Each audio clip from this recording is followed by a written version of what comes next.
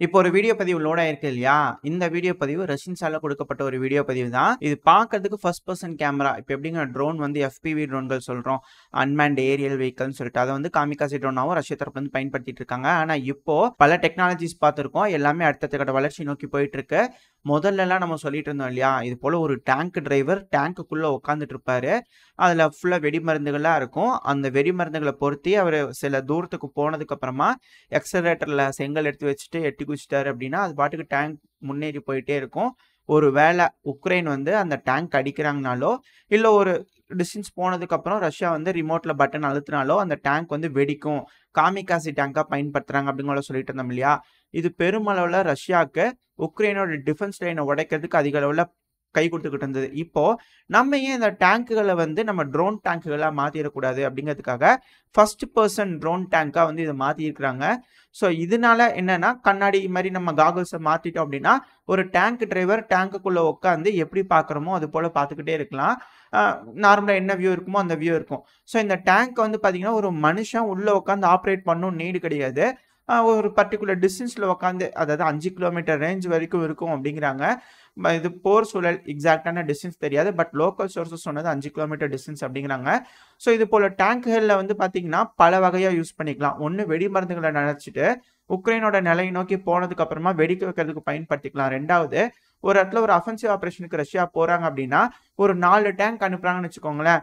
உண்மையாலுமே எது ட்ரோன் டேங்க்கு, மத்த டேங்க்ல வந்து எத்தன வீரர்கள் இருக்காங்க அப்படிங்கிறது தெரியாது. இத டீகாய்க்காகவும் பயன்படுத்திக்கலாம். அது மட்டும் இல்லாம, இந்த டேங்க் எல்லாம் வந்து ஒரு தாக்குதல் பண்ணிடுச்சுன்னு வச்சுக்கோங்களேன். ஒரு ட்ரோன் FPV ட்ரோன் வந்து தாக்குதல் பண்ணா தீப்பிடிச்சு எரிய ஆரம்பிச்சுரும். ஸோ அந்த டைம்ல டேங்க்குள்ள இருக்கிறவங்கள வேக வேகமா வெளிய வருவாங்க. இல்லன்னா உயிர் சேதம் ஏற்படும். இல்ல பயங்கரமான காயம் நடக்கிறதுக்கு வாய்ப்பு இருக்கு.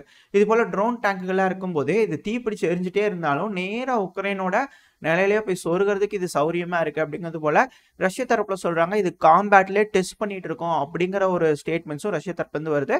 பட் எந்த அளவுக்கு உண்மைன்னு தெரியல. ஆனா இது ஆத்விகா இருக்கு இல்லையா? அந்த பகுதி அப்படிங்கிறது போல சில அனலிஸ்ட் தரப்பு சொல்றாங்க. பட் ஆனா அது கன்ஃபார்ம் பண்ண முடியாது.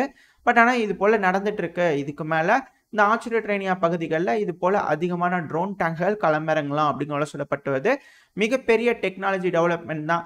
ஏன்னா எல்லாத்தையும் காகுல்ஸ மாட்டிட்டு விளையாடிக்கலாம்னா, ஒரு 10 டேங்க் இருக்குன்னு வச்சுக்கங்களேன். கண்ணாடி மாட்டிட்டு போ அப்படின்னு சொல்லி அனுப்பிச்சுட்டு விளையாண்டோம்னா, ஓ! அது டெஸ்ட்ராய் ஆயிடுச்சா? கண்ணாடி கழட்டு. வேற கண்ணாடி மாட்டு. இந்த வண்டி ஓட்டிக்கலாம் அப்படின்னு உயிர் சேதங்கள கட்டுப்படுத்திடலாம் ரஷ்ய தரப்புல. இது போல டேங்க்கள்லாம் உங்களுக்கு மேட்டரே இல்ல. போய் அடிச்சாங்கன்னா ஒரு ஃபேக்டரியிலேருந்து ஒரு மாசத்துக்கும் 10 டேங்க் அடிச்சு தள்ளினாங்க வெளிய அப்படின்னா மேட்டர் முடிஞ்சுச்சு. இதுக்கு மேல ஆர்மர்ட் கார்ஸையும் ஆர்மர்ட் வெஹிக்கிள்ஸ் இருக்கு இல்லையா? அதையும் இது போல ட்ரோன் ஆர்மர்ட் கார்ஸா மாத்திட்டு இருக்காங்க அப்படிங்கிறதெல்லாம் சொல்லப்பட்டு வருது. எந்த அளவுக்கு இது கை கொடுக்க போகுது ரஷ்யாக்கு அப்படிங்கிறத பொறுத்து இருந்து பார்ப்போம். இப்போ இன்னொரு வீடியோ பதிவு லோட் ஆயிருக்கும். இது ஹெலிகாப்டர் ட்ரோன்ஸ். நம்ம ஆல்ரெடி பார்த்துருந்தோம் இல்லையா? இந்த ஃபியூயல் செல்ஸ்ல யூஸ் பண்ணி ஹெலிகாப்டர்ஸ் பறந்துட்டு இருக்குன்னு சொல்லிட்டு. அதனால அதிகமான வெப்பன்ஸ் எடுத்துட்டு போ முடியாது. அதுக்கும் இதுக்கும் இருக்கக்கூடிய வேரியேஷன் எக்ஸாக்ட்டா ஒரு ஹெலிகாப்டர எதுக்காக நம்ம பயன்படுத்துறோமோ, அதே போல மிஷன்ஸுக்கு இந்த ஹெலிகாப்டர்ஸையும் பயன்படுத்த முடியும். அ உருவத்தில கொஞ்சம் பெருசா இருக்கிறதுனால ட்ரோன் ஹெலிகாப்டர்ஸ் அப்படிங்கிற சொல்லப்பட்டு வருது. நார்மலா இருக்கக்கூடிய ட்ரோன் சின்ன ட்ரோன்கள்லாம் வந்து பார்த்தீங்கன்னா, கம்மியான வெப்பன் எடுத்துட்டு போலாம். ஆனா இந்த ட்ரோனுக்கு பல வகையான மிசைல்ஸ பல வகையான மிஷன்ஸுக்கு பயன்படுத்துறதுனால, இது ஒரு ட்ரோன் ஹெலிகாப்டர். இதுவும் அதிக அளவுல பயனுள்ளதா இருக்கும். அதுவும் ஒரு டேங்க்குக்கு ஏர் சப்போர்ட் குடுக்கறதுக்கு ஒரு ட்ரோன் ஹெலிகாப்டர்ஸ பயன்படுத்தும்போது, இன்னுமே அதிக அளவுல அது ஒரு டாக் டீம் பார்ட்னர்ஷிப் மாரி அதிக அளவுல சக்சஸ் ரேட் இருக்கும் அப்படிங்கிறத சொல்றாங்க.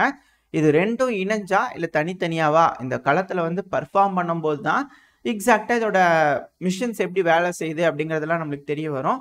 ஸோ இதுக்கப்புறம் எல்லாமே நம்ம முன்னாடி இருந்து பல பதிவுகளா ஒரு 6, 7 மாசமா சொல்லிட்டு இருக்கோம் இல்லையா? ட்ரோன் யுகத்த நோக்கி போயிட்டு இருக்குன்னு. எல்லாமே ட்ரோன்களா மாறிட்டு இருக்கு.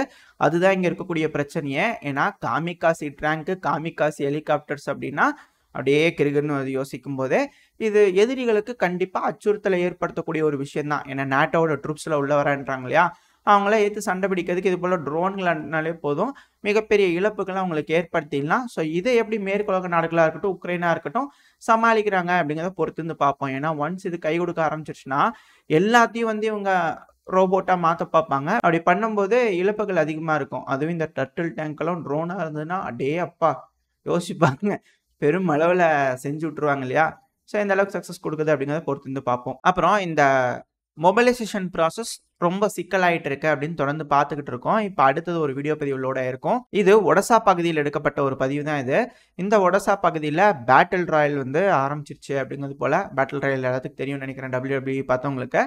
ஸோ ரெசல்மேனியா வந்து நடந்துகிட்டு இருக்கு உக்ரைனில், அதுவும் குறிப்பாக ஒடசா பிளாஸ்ட்லாம் பயங்கரம் அப்படிங்கிறாங்க. இந்த மேட்ச் எங்கே எடுத்திருக்கு அப்படின்னா, இந்த சண்டை எங்கே இருந்திருக்குன்னா அஃபீஷியலாக ஒடசாவோட பேராமெடிக்ஸுக்கும் அங்கே இருக்கக்கூடிய டிசிசி எம்ப்ளாயிஸ் இருப்பாங்களே, அதான் பிடிச்சிட்டு போகிற ஆளுங்க, அவங்க 2 பேத்துக்கு நடுவில் நடந்திருக்கு. ஸோ கைகலப்பு அங்கீகரிக்கப்பட்டுருச்சு அப்படிங்கிறது தெரிஞ்சுக்க முடியுது.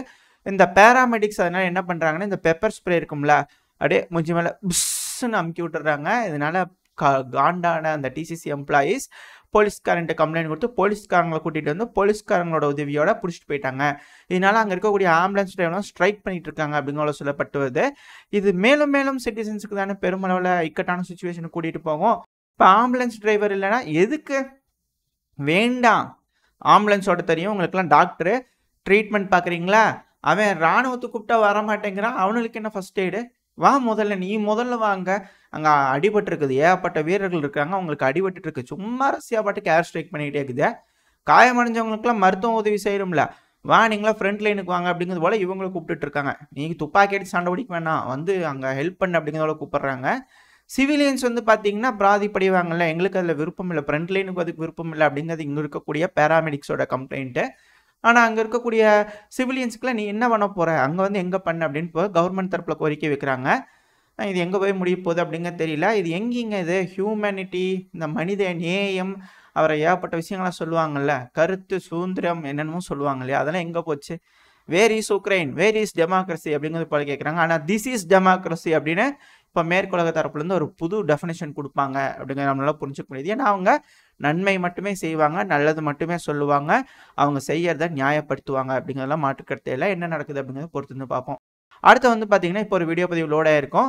இந்த கலிங்கன் கிராண்டில் வந்து ஒரு நியூக்ளியர் அட்டாக் பண்ணி பார்க்கலாம் அப்படின்னு ஹெலிகாப்டர் எடுத்துகிட்டு வந்து அவங்களோட பாம்பர் செட் வந்து யூஎஸ் டெஸ்ட் பண்ணி பார்த்தாங்க இல்லையா, ரஷ்யா கொஞ்சம் பர்சனலாக எடுத்துட்டாங்கன்னு தான் நினைக்கிறேன். கியூபாக்கு ஒரு சைடு போயிருக்கு கின்சால் மிசைல்ஸு. பட் ஆனால் இப்போ ரஷ்யா வந்து சேம் இந்த ராஷ்டிரா ஒன் டவுன் பகுதி இருக்கு இல்லையா, அந்த பகுதி சதர்ன் மிலிட்டரி டிஸ்ட்ரிக்ட், ஸோ அவங்க திரும்ப வந்து செகண்ட் ஸ்டேஜ் ஆஃப் நியூக்ளியர் ட்ரில்ல வந்து பண்ணியிருக்காங்க.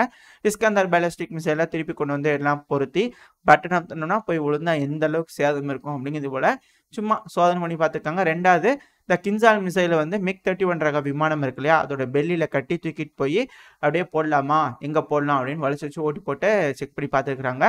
ஸோ கூடிய சீக்கிரத்தில் ட்ரில் அதிகமாக நடந்துட்டு இருக்கும்போது என்னதான் இது நான் ஸ்ட்ராட்டஜிக் நியூக்ளியராக இருந்தாலும் இதுதான் தொடக்கமாக இருக்கும். ஒன்ஸ் ஒருத்தங்க போடுறது தான், இதை நீ போட்டியா நான் அதை போடுவேன், அதாவது தோல்வியை ஒத்துக்கிறதுக்கு இருதரப்படி தயாராக இல்லை. அப்படி இருக்கும் பட்சத்தில் எஸ்கலேஷன் பயங்கரமாக நடக்குது. ஸோ பயங்கரமான எஸ்கலேஷன் இருக்கும்போது இந்த மாதிரியான விளைவுகள் அது அணு ஆயுத உலக போருக்கு தான் கூட்டிகிட்டு போகுது. மாறி மாறி போட்டுக்கிட்டாங்க அப்படின்னா இந்த யூரோப்பில் இருக்கிறவங்களுக்கு இதே வேலையாக போச்சுப்பா, உலகத்தை அழிக்கிறதுக்கு பிறந்திருக்கிறாங்க அப்படிங்கிறதோட பலர் தரப்புலேருந்து கருத்துக்கள் இருக்குது. பட் இருந்தாலும் என்ன பண்ணுறது, அவங்க நீதியை நிலைநாட்டணும் அப்படின்னு ஒரு அணி சொல்கிறாங்க, நாங்கள் நீதியின் பால் நிற்கிறோம் அப்படின்னு ஒரு அணியில் சொல்கிறாங்க. இது என்ன பண்ணுறதுன்னு தெரியல. அதனால தான் எல்லா நாடுகளும் நின்று முடிச்சுட்டு இருக்காங்க. இப்போ ஆப்பிரிக்காலேருந்து வேற திரும்பவும் போய் ரஷ்ய அதிபரான விளாடிமிர் புட்டின் அவர்களை பார்த்து சந்திச்சு பேசுவோம் அப்படிங்கிற சொல்லியிருக்கிறாங்க. என்ன நடக்க போகுது, ஏதாவது மாற்றங்கள் நடக்குமா அப்படிங்கிறத யோசிச்சு பார்ப்போம். இல்லை அப்படின்னா ஆப்பிரிக்காலாம் போய் உட்காந்து உக்ரைன் என்ன செஞ்சதுன்னா உங்களுக்கு ஓகே தலைவரே சொல்லுங்கள், அல்டிமேம் கொடுங்க, நான் கொண்டு போய் அங்கே அல்டிமேம் கொடுக்குறேன் அப்படின்னு இவங்க வாங்கி கொண்டு போய் அங்கே கொடுப்பாங்களா அப்படிங்கிறலாம் தெரியல. பொறுத்து வந்து பார்ப்போம். இதோட இந்த பதிவு நான் முடிச்சுக்கோம். இந்த பதிவு எப்படி இருந்துச்சு, உங்களுக்கு பிடிச்சிருக்கா, பிடிச்சுனா லைக் பண்ணுங்க, ஃப்ரெண்ட்ஸ் அண்ட் ஃபேமிலியோட ஷேர் பண்ணிக்கோங்க. அது கூடவே மறக்காம இந்த பதிவை பற்றி உங்களோட கருத்துக்களை கமெண்ட் செக்ஷனில் சொல்லுங்கள். இந்த பதிவு நல்லா இருக்குன்ற நம்பிக்கையில் அடுத்த பதிவில் உங்களை சந்திக்கிறேன். அது வரைக்கும் ஸ்டே சேஃப், பாய்.